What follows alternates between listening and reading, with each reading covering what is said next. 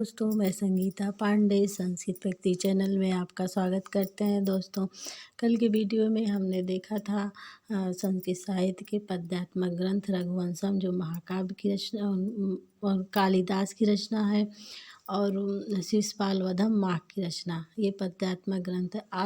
आज हम फिर पद्यात्मक ग्रंथ लेकर आए हैं किरातार्जुनीयम, जो महाकाव्य भारवी की रचना है, और इसमें 18 सर्ग हैं। किरातार्जुनीयम का कथा का मूल स्रोत महाभारत है, अर्थात किरातार्जुनीयम महाभारत से लिया गया है। इंद्र तथा शिव को प्रसन्न करने के लिए की गई अर्जुन की तपस्या को आधार बनाकर महाकाव्य भारवी ने 18 सर्ग के महाकाव्यों का वितान पल्लवित किया है।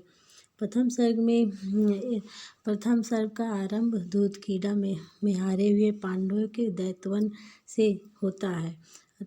युधिष्ठिर यहाँ रहकर भी दुर्योधन की ओर से निश्चिंत नहीं है, अर्थात युधिष्ठिर को डर लगा रहता है कि दुर्योधन से वह डरता है। वह दुर्योधन के चले जाने पर भी वह निश्चिंत रूप से अपने राज्य में नहीं रह रहा।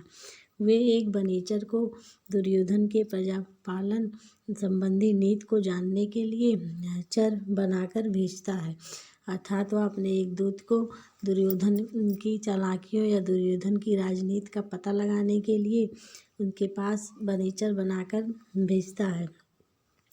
ब्रह्मचारी बना हुआ बनीचर लौटकर युधिष्ठिर के पास आता है, अर्थात वह बनीचर जो दुर्योधन की देखरेख में गया था, अर्थात चुपके उसकी जानकारी ले रहा था, वह लौटकर युधिष्ठिर के पास आता है और वह दुर्योधन के शासन की पूरी जानकारी देता है। इस बात का संकेत कराता है कि जुए के बहाने से जीती हुई पृथ्वी को वह नीति से भी जीत लेने की चेष्टा में लगा हुआ, अर्थात जो जुआ खेलकर इस पृथ्वी को जीता है, वह कूटनीतिज्ञ के द्वारा भी जीतने की चेष्टा कर रहा है, उसकी नीति बना रहा है। सारी बातें बताकर बनीचर लौट जाता है और द्रौपदी आकर युधिष्ठिर को युद्ध करने के लिए उत्तेजित करती है।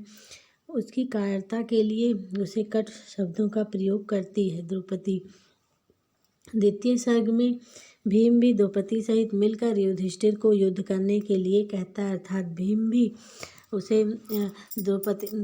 युधिष्ठिर को दुर्योधन के प्रति युद्ध करने के लिए उत्तेजित करता है, लेकिन युधिष्ठिर उसे मना कर देता है। उचित समय आने की प्रतीक्षा करने के लिए कहता है। जब पांडवों के मित्र उनकी सहिष्णुता की प्रशंसा करें एवं दुर्योधन के दुर्व्यवहारों से अपमानित राजा उससे अलग हो जाएं, तब भगवान व्यास आते हैं।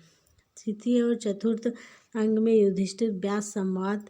व्यास का अर्जुन को पशुपस्त्र की प्राप्ति के लिए हिमालय पर जाने का आदेश।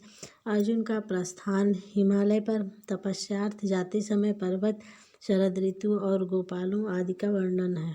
पांचवें सर्ग में हिमालय की विशेषता बताकर अर्जुन को तपस्या में लगाकर गृहाक चला जाता है।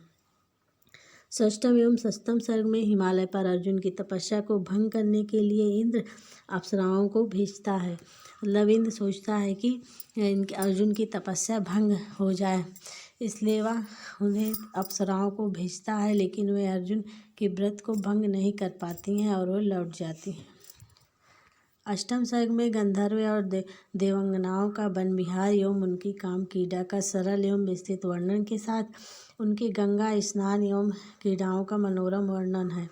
नवम सर्ग में संध्या, चंद्र, प्रभात का वर्णन है और 10वें सर्ग में एकादश सर्ग में अप्सरा 10वें और 11वें सर्ग में अप्सराओं के अनेक प्रयत्नों के बावजूद वे अर्जुन की तपस्या को भंग नहीं कर पाती और वे वापस चली जाती हैं, अर्थात अर्जुन अपनी तपस्या में इस प्रकार लीन रहता है कि कोई भी उसकी तपस्या को भंग नहीं कर सकता है।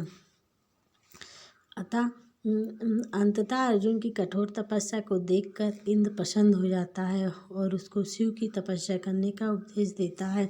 अतः उसकी इस निष्ठापूर्व तपस्या को देखकर इंद्र प्रसन्न हो जाते हैं और वे कहते हैं कि तुम इतनी तपस्या, कठोर तपस्या करते हो। भगवान शंकर की तपस्या का उपदेश देते हैं, करने के लिए कहते हैं। द्वादश सर्ग में अर्जुन पुनः तपस्या करता है। इंद्र एक मायावी दैत्य अर्जुन को मारने के लिए सुअर का रूप धारण करता है। अर्जुन को मारने के लिए सुअर का रूप धारण करता है। और इस बात को जानकर भगवान शिव अर्जुन की रक्षा के लिए किरात का मायावी रूप वेश धारण करके आते हैं। त्रयोदश और चतुर्दश में सूकर सुअर के प्रवेश का वर्णन है। किरात और अर्जुन दोनों सुअर एक साथ बाण छोड़ते हैं। अर्जुन का बाण सुअर को मारकर पृथ्वी में घुस जाता है। बाद में बचे हुए बाण के लिए किरात अर्थात भगवान शिव और अर्जुन का विवाद चलता है, वाद विवाद।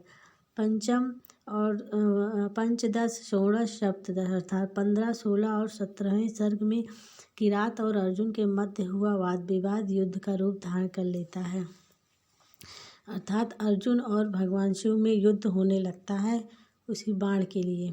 अष्टम सर्ग में अर्जुन की वीरता से प्रसन्न होकर भगवान शिव प्रकट होते हैं और उसे पशुपास्त्र प्रदान कर विजयी श्री का आशीर्वाद देते हैं और इस प्रकार काव्य की पूर्ति होती है।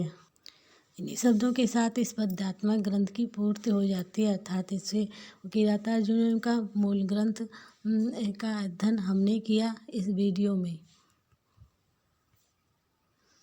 आइए दोस्तों, हम बुद्ध चरितम पद्यात्मक ग्रंथ को देखते हैं और यह किसकी रचना है इसके बारे में, इसके मूल ग्रंथ का अध्ययन हम करते हैं।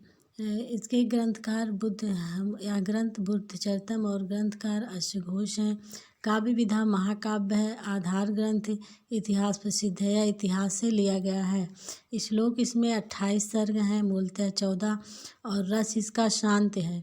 नायक नायिका भगवान बुद्ध हैं और प्रमुख सूक्तियाँ सर्वस्व लोग नियतो विनाशा, काम संयम विस्माद दीत। आइए हम इस मूल ग्रंथ को देखते हैं। बुद्ध चरितम बौद्ध दार्शनिक महाकवि अश्वघोष द्वारा रचित बुद्ध चरितम भगवान बुद्ध के जीवन का महत्वपूर्ण विषय के संबंध में 18 सर्गों का एक महाकाव्य ग्रंथ है। वस्तुतः महाकवि अश्वघोष रचित मात्र 13 सर्ग ही उपलब्ध होते हैं। 19वीं शताब्दी में अमृतानंद ने इनमें 4 सर्ग जोड़ दिए। इस प्रकार कुल 17 सर्ग उपलब्ध होते हैं। बुद्ध चरितम में हरप्रसाद शास्त्री को यह ग्रंथ 14वें सर्ग पर्यंत उपलब्ध हुआ है। यद्यपि बुद्ध चरितम के चीन व तिब्बती भाषांतर में 28 सर्ग उपलब्ध। आज के वीडियो में हमने किरातार्जुनीयम और बुद्ध चरितम नामक ग्रंथ का अध्ययन प्राप्त किया। दोस्तों, कल के वीडियो में हम एक नैष्ठीय चरितम नामक महाकाव्य को लेकर आएंगे और उसका विस्तार रूप से अध्ययन करेंगे। तो हमारा यह वीडियो आपको कैसा लगा तो दोस्तों कमेंट करके अवश्य बताइए और इसे लाइक एंड सब्सक्राइब करना मत भूलें। तब तक के लिए नमस्कार दोस्तों।